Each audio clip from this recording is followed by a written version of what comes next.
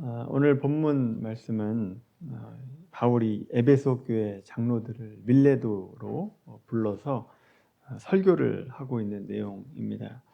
이 내용 속에는 사도 바울의 사명이 나오고 또 이 사명을 자신이 어떻게 감당했는가에 대한 그 방법도 나오게 되는데 오늘 그것을 살펴보면서 함께 은혜를 나누고자 합니다. 먼저 24절 말씀을 우리 다 같이 한번 읽어보겠습니다. 24절 말씀 읽습니다. 시작. 내가 달려갈 길과 주 예수께 받은 사명 곧 하나님의 은혜의 복음을 증언하는 일을 마치려 하면은 나의 생명조차 조금도 귀한 것으로 여기지 아니하노라. 아멘. 사명을 위해서 자기가 가는 길에 어떤 어려움과 심지어 목숨을 잃는 한이 있더라도 나는 그 사명을 감당하겠다라고 하는 결의를 다지고 있습니다. 다만 이 결의는 바울 자신의 결단이 아니라 지난 시간에 보았듯이 하나님과 1대1의 관계를 갖고 영적인 것을 심었기 때문에 이런 결단을 할 수 있었고 또 그렇게 실제로 삶을 살 수 있었다라고 말씀을 드렸습니다. 바울 사도가 받은 사명, 넓은 의미로 사명이 있고 또 좁은 의미의 사명이 있는데 넓은 의미의 사명이다라고 한다면 영혼을 구원하고 그 구원 영혼을 예수 그리스도의 제자로 삼는 것, 이것이 바울의 가장 큰 사명입니다. 좁은 의미의 사명, 오늘 본문의 말씀으로 보자면 바울의 사명은 이방인들에게 거둔 그 구제 헌금을 예루살렘으로 가져다 주는 것, 이것이 좁은 의미의 사명이었습니다. 우리가 앞에서 바울의 3차 여행의 목적을 말씀드리지 않았습니까? 첫 번째 목적이 에베소 교회 개척이 첫 번째 목적이었고 두 번째 목적은 예루살렘 교회가 어려움에 처해 있었는데 이방인들 교회에서 헌금을 걷어서 가져다 주는 것이 3차 선교 여행의 목적이었다라고 하는 거죠. 자, 이 사명을 위해서 사도 바울은 자신의 생명조차 조금 더 귀한 것을 여기지 아니하노라라고 결의를 다지고 있다라고 하는 거죠.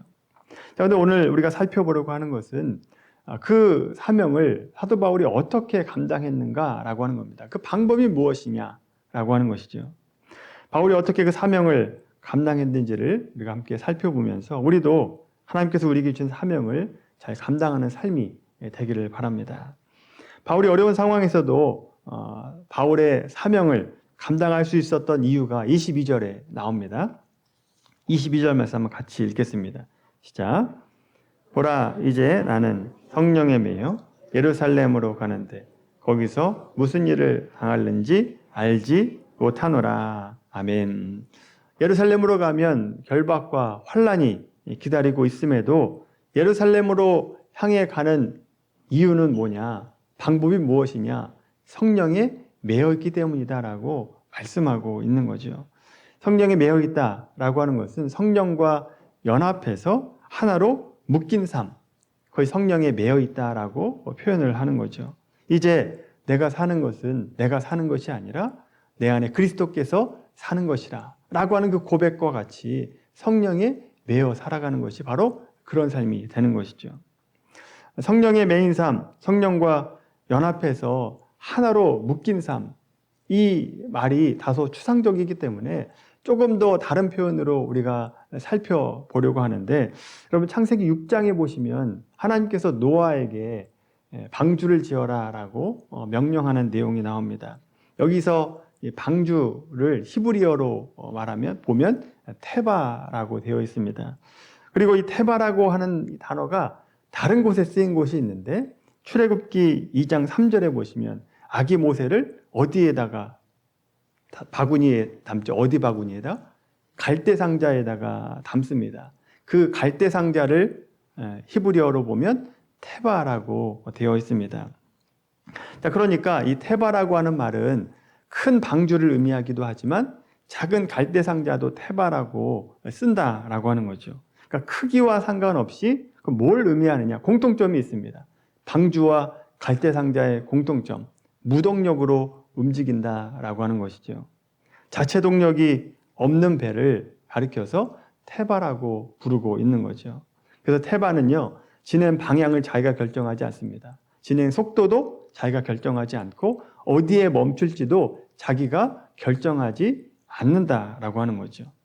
그 모든 것을 결정하는 것은 하나님께서 결정한다. 하나님께 위임한다라고 하는 것이 테바라고 하는 겁니다. 오늘 바울이 성령에 매여서 예루살렘으로 가고 있는데 성령의 매인 삶, 이 다른 말로 표현하면 테바의 삶이다라고 하는 겁니다. 무동력의 삶을 살아가는 것이 성령의 매인 삶이라고 하는 것이죠. 성령의 매인 삶은 내가 어디로 간다 결정하지 않습니다. 내가 어떤 속도로 간다, 내가 어디에 정착할 것인가 내가 결정하지 않고 성령께서 결정하시는 것. 이것이 바로 성령의 매인 삶이라고 하는 것이죠. 이 테바의 삶을 예수님께서 베드로에게 말씀하신 적이 있습니다. 말씀 한번 찾아볼까요? 요한복음 21장 말씀입니다.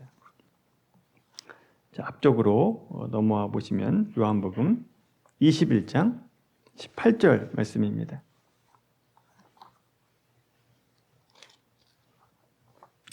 요한복음 21장 18절 말씀 185페이지입니다. 신약성경 185페이지 요한복음 21장 18절 같이 읽겠습니다. 시작. 내가 진실로 진실로 내게 이르노니 내가 젊어서는 스스로 띠띠고 원하는 곳으로 다녔거니와 늙어서는 내 팔을 벌리리니 남이 내게 띠띠우고 원하지 않은 곳으로 데려가리라. 아멘. 젊었을 때는 베드로가 자기가 원하는 대로 살았는데 늙어서는 나이가 들어서는 성령님의 인도하심을 받는 상태가 될 것이다 라고 말씀하고 있는 거죠.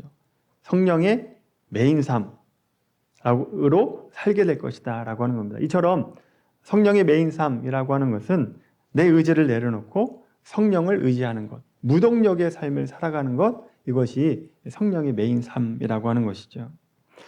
테바의 삶을 살면 우리는 어떻게 간혹 생각을 하느냐 하면 내가 성령의 의지에서 무동력처럼 내가 살아가게 된다면 나는 뭐가 남습니까? 오직 사명, 하나님을 위한 삶을 살아가는 것, 그게 답니까? 그러면 나에게 남는 것은 아무것도 없는 거 아닙니까? 결국 망하는 거 아니겠습니까? 라고 생각을 하는 분들이 있습니다. 그래서 서운해하고 불안해하고 또 억울해하는 분이 있다라고 하는 거죠. 그러나 여러분 그렇지 않습니다. 창세기 6장 한번 찾아볼까요? 노아의 방주 말씀이 나오는 곳 창세기 6장 말씀입니다. 창세기 6장 14절 말씀 구약성경 7페이지입니다. 구약성경 7페이지 창세기 6장 14절 말씀 읽겠습니다. 시작. 너는 고페르 나무로 너를 위하여 방주를 만들 그 안에 칸들을 막고 역청을 그 안팎에 칠하라. 아멘. 자, 방주, 테바를 만들라라고 말씀하시면서 누구를 위해서 만들라고 해요? 하나님을 위해서입니까? 아닙니다. 노아를 위해서, 너를 위해서 만들라라고 말씀하고 있죠. 노아와 너 자신과 너 가족들을 위해서 방주를 만들라라고 하는 겁니다. 왜 그렇습니까? 여러분, 홍수가 나면 어떻게 됩니까? 살 수 있는 길은 방주에 들어가는 것밖에 없습니다. 방주에 들어가야 노아도 살고 노아의 가족들도 살게 되는 것이죠. 그리고 만약 이 방주가 운전대가 있고 또 자체 엔진을 가지고 있다라고 한다면 여러분 어떻게 될지 한번 생각을 한번 해보십시오. 노아의 홍수 때는요, 그냥 비가 막 쏟아지는 정도가 아닙니다. 비가 쏟아지고 아래 땅에서 물이 막 솟구쳐 나오는 그런 전 인류적인 홍수였다라고 하는 거죠. 일정한 흐름이 없습니다. 예측할 수가 없어요, 흐름을.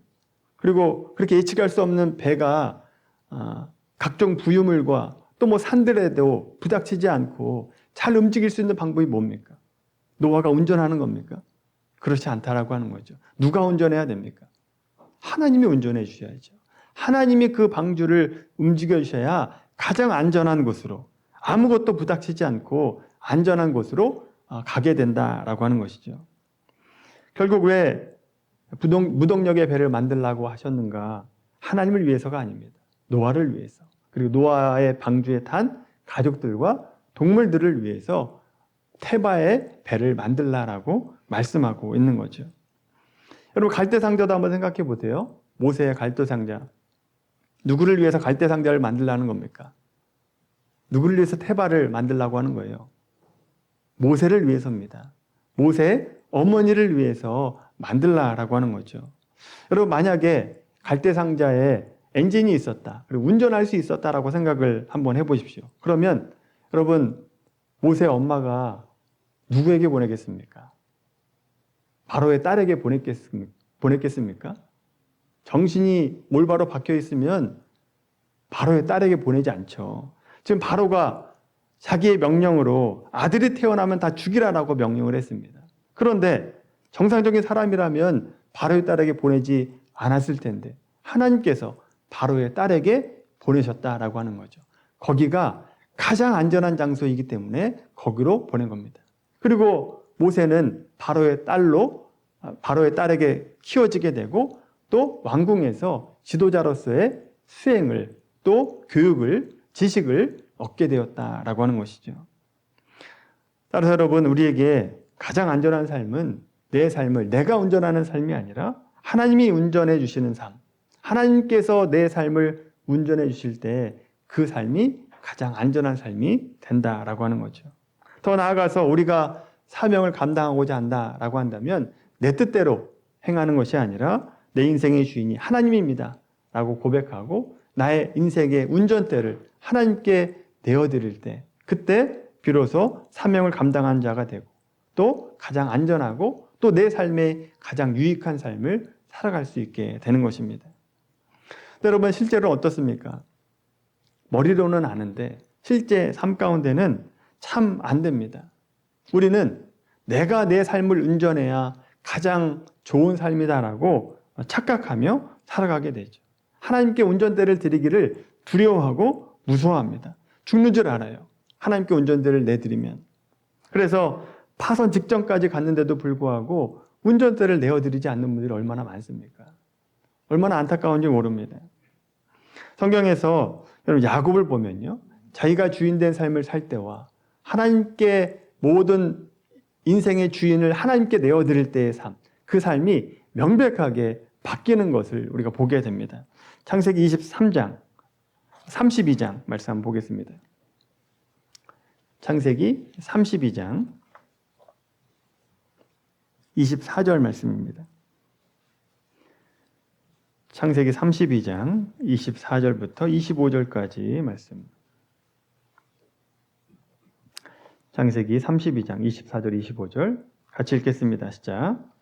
야곱은 홀로 남았더니 어떤 사람이 나리샘으로 야곱과 씨름하다가 자기가 야곱을 이기지 못함을 보고 그가 야곱의 허벅지 관절을 치매 야곱의 허벅지 관절이 그 사람과 씨름할 때에 어긋났더라. 아멘. 하나님의 사자가 야곱과 밤새도록 씨름하고 있습니다.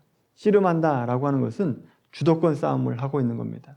누가 너 인생의 주인이 될 것이냐라고 싸움을 하고 있는 거죠.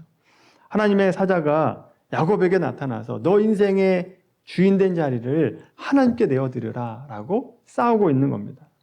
성령께 내놓으라고 하는 거죠. 그런데 야곱이 내놓지는 않습니다. 언제까지요? 환도뼈, 허벅지 관절, 거기를 쳐서 걸음을 쩔뚝거릴 때까지 자기의 삶을 내놓지 않습니다.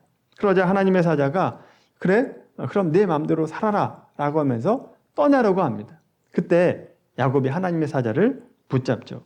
하나님이 나를 버리시면 자기 희망이 없다라고 하는 것을 안 겁니다. 그러자 하나님의 사자가 이렇게 묻죠. 27절 말씀 보세요.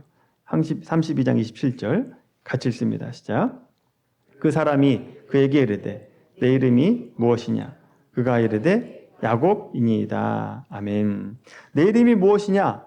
이 말을 다른 말로 표현을 하면요, 네가 지금까지 어떻게 살았느냐라고 한 질문입니다. 네가 어떻게 살았냐라고 하는 거죠. 그때 야곱입니다 라고 대답합니다. 야곱이 무슨 뜻입니까? 발 뒤꿈치를 잡은 자, 사기꾼이라고 하는 뜻입니다.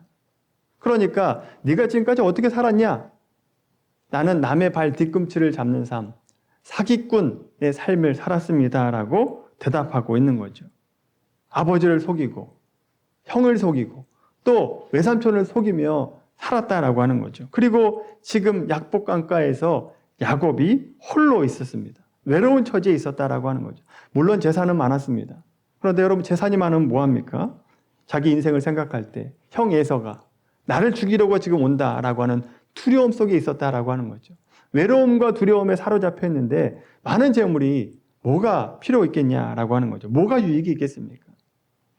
그러자 하나님의 사자가 다시 이렇게 말씀합니다. 32장 28절 읽겠습니다. 시작. 그가 이르되 내 이름을 다시는 야곱이라 부를 것이 아니요 이스라엘이라 부를 것이니 이는 내가 하나님과 및 사람들과 겨루어 이겼음이니라. 아멘. 내 이름을 야곱이라고 부르지 말고 이제는 이스라엘이라고 부르라 라고 하는 겁니다. 이제 야곱처럼 살지 말고 이스라엘처럼 살라는 겁니다. 이스라엘의 뜻이 뭡니까? 하나님과 겨루어 이겼다라고 하는 뜻입니다. 정확한 의미로는요, 하나님과 더불어 힘을 얻어서 강하게 되었다라고 하는 겁니다.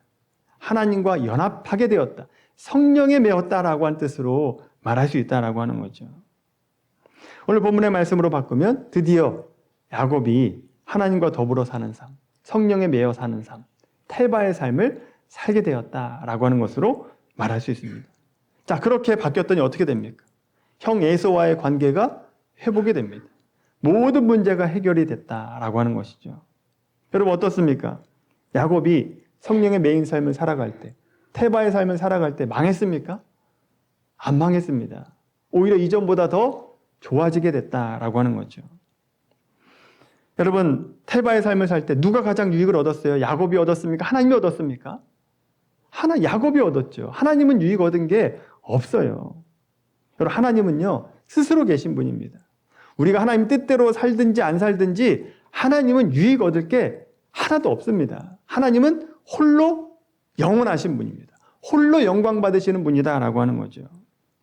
내가 하나님의 일을 한다고 하나님의 일이 더 잘 되고 더 못 되고 그런 것은 없다라고 하는 거죠.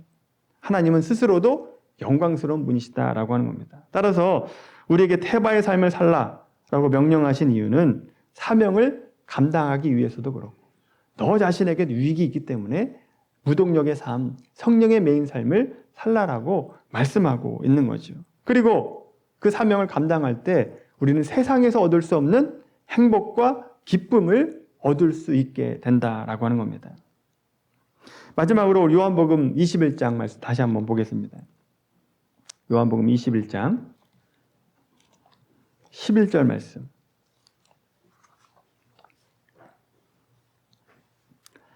요한복음 20장 11절 신약성경 184페이지.